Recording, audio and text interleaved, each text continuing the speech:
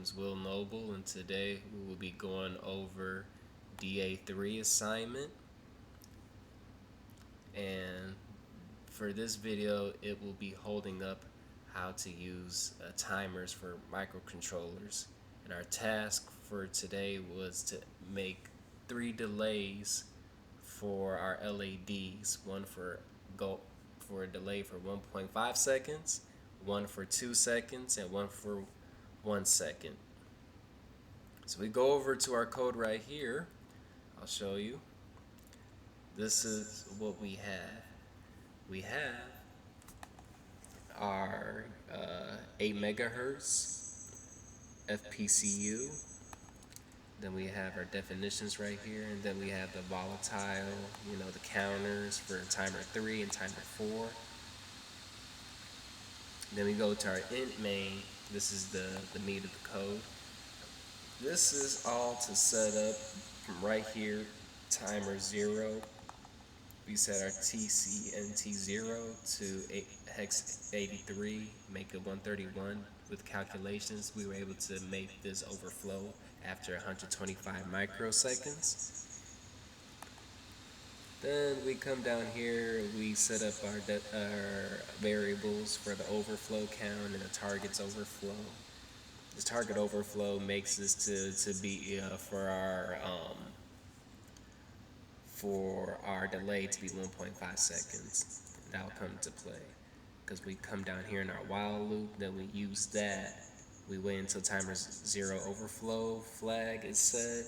Then we clear the timer 0 overflow flag by writing 1. Then we increment the overflow count and then come into this if statement. If the overflow count is greater than the target overflows, initially it's going to toggle the LED to be on for PB5. Then the reset overflow counter, overflow count goes to 0. And then we come right here for this code. This is all related to timer 3, but now we're using interrupts with our timer.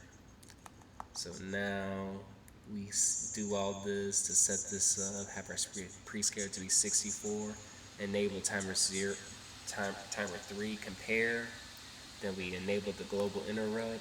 And it's the same process for timer 4. So this is nothing too much to look into. So then now we look in here, these are the 2 interrupts doing this action. This was set up to be a way of, if this is less than 1600, then our PB4 output is going to be on for 2 seconds. Same thing right here for 1000 is just going to be on for 1 second.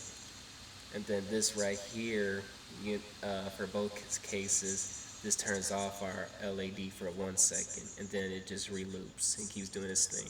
Same thing for right here. So now when I run this code, when I run it, before I do, I want to show y'all one thing, how my microcontroller works. Right here, you see that I have 3 pins connected. The wires, the female wires right here. It's connected right here to my logic analyzer. They're connected to PB5 to PB3. PB3, PB4, PB5. That's how it's connected. So now, when I run my code, then my logic analyzer is going to be a little funky. So now when I run it,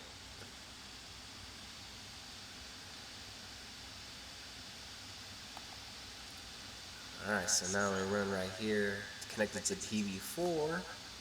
This is at 2 seconds, almost, but it does its job right there. Let me show y'all, make sure that y'all see it.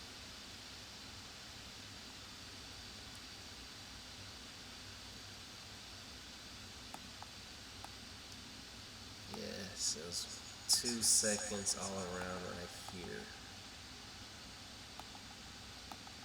And then you come up here, you see that this has been on for 1.5 seconds, so this is related to the PB5 output. So you see that right here.